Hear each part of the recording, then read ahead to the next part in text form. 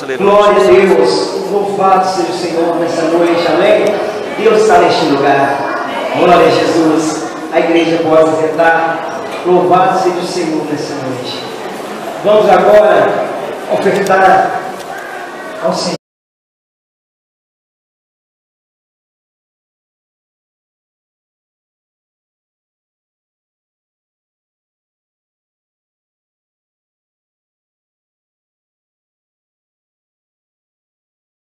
Sim, mas tem pessoas que acham pelo fato de vir ao culto, de estar no ministério, estão servindo a Deus, e quando o seu coração e a sua vida estão totalmente distante de Deus.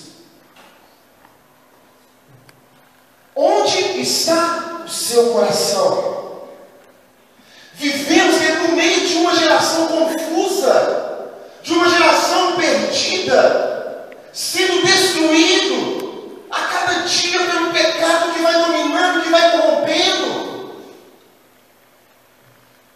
Uma geração que está perdendo a sua identidade. Estamos vivendo um tempo onde os cristãos estão perdendo a sua identidade.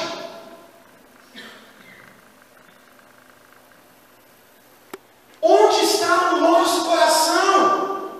Onde está a minha vida? O que eu tenho feito na vida que Deus tem me dado? E diante disso eu quero falar sobre 3 gerações. A geração de Saul, a geração de Salomão e a geração de Davi. E nós vamos perceber que são gerações diferentes umas das outras. E eu quero começar pela geração de Saul. E eu quero falar da geração de Saul como a geração cujo o coração nunca esteve em Deus. A geração de Saul é a geração cujo o coração nunca esteve em Deus. Saul é da tribo de Benjamim. O significado do nome dele era pedido, né? Pedido a Deus, o povo pediu um rei. Ele era um homem de aparência impressionante. Se você pegar em 1 Samuel capítulo 10, versículo 23, versículo 24, fala que os maiores, né, daquela época lá, no meio do povo, né, de Israel, batiam nos ombros de Saul. E Saul foi um homem ungido por Deus para governar o povo de Israel. O povo pediu um rei e eles tiveram Saul como rei. Saul, muito pouco ali no início do seu ministério, ele teve alguns atos de generosidade, coragem, mas logo o seu coração se afastou do Senhor. Dentre vários outros erros de Saul, eu quero falar de 3 erros capitais na vida de Saul que cumpriu, que fez com que ele perdesse o seu reinado. Lá em 1 Samuel capítulo 13, versículo 7 a 9, né, se você acompanhar, eu não vou ler, mas vou relatar, resumindo a história. Em determinado momento, os filisteus, inimigos do povo de Israel, estavam cercando Saul e seu exército. Samuel tinha falado para Saul: espere que durante aqui 7 dias eu estarei aí, oferecerei um holocausto e vocês irão vencer esse povo. E foi passando os dias, e os filisteus só cercando Israel, o cerco só apertando, as coisas cada dia mais apertadas, mais complexas, e nada de Samuel chegar. E chegou no 7º dia, em determinado momento, nada de Samuel chegar. O que Saul fez? Ele pegou o sacrifício e ofereceu algo que não lhe era permitido fazer. E logo em seguida chegou Samuel. Segundo erro de Saul, está lá em 1 Samuel capítulo 14, versículo 24, foi um voto impensado. Após uma batalha, ele se preparando para outra batalha, ele decreta um jejum no meio do povo. E o povo estava no meio de uma batalha. O jejum, naquele momento, ia prejudicar o povo, porque eles precisavam do vigor físico. E ele faz esse voto impensado e fala que qualquer um que comesse até o anoitecer iria morrer. E isso quase custou a vida do seu filho Jonatas, porque ele não sabia. Ele chegou no acampamento, pegou mel, colocou na boca, e a palavra fala que os olhos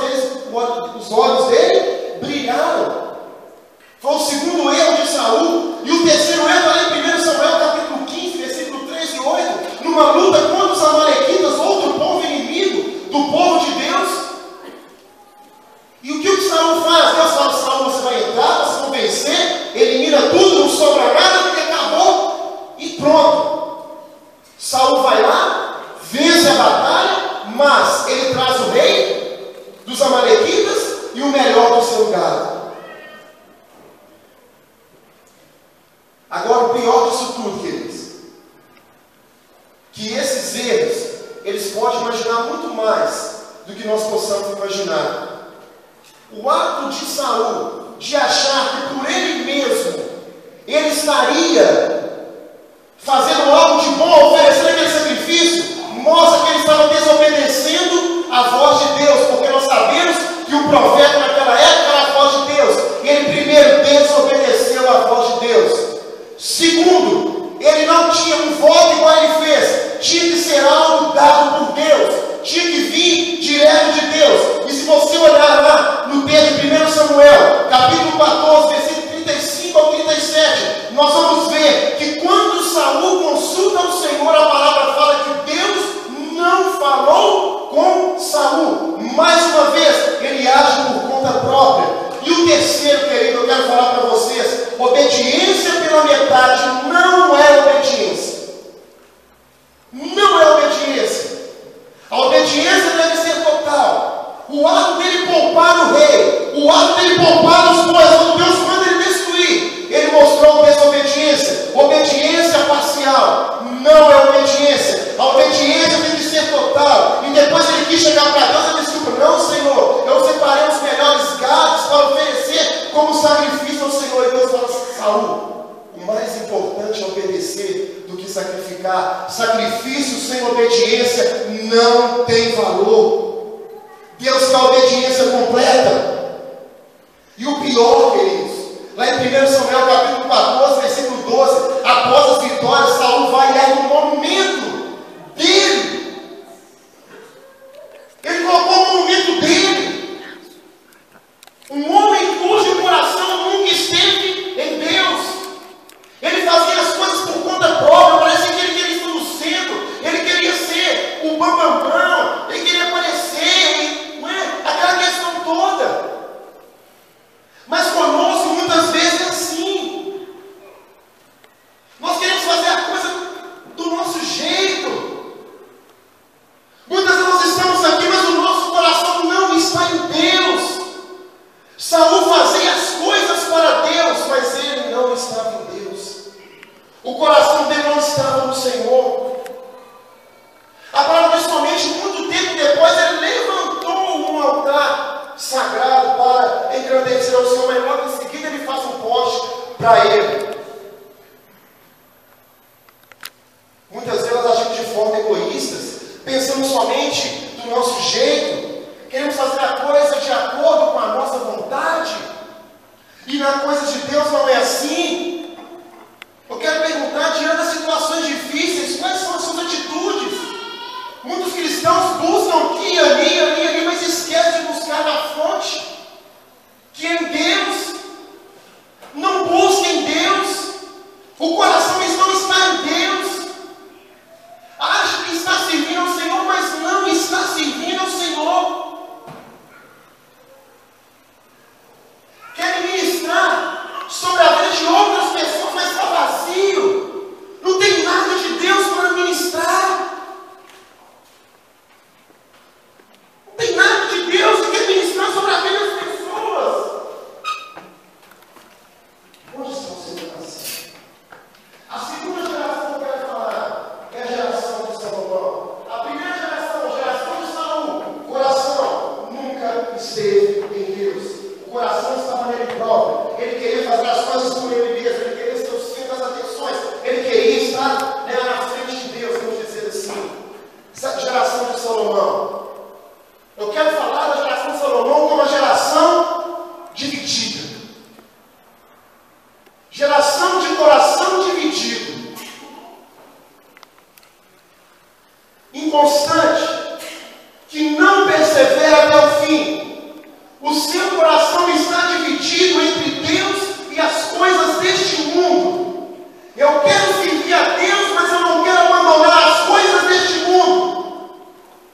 Eu quero estar na presença de Deus, mas eu não quero abrir mão das coisas deste mundo. Coração dividido. Salomão é o filho de Davi com Batseba. E ele reinou no lugar do seu pai Davi. E Davi teve todo o cuidado de instruir Salomão, antes de ele assumir o reinado, sobre tudo aquilo que ele viveu.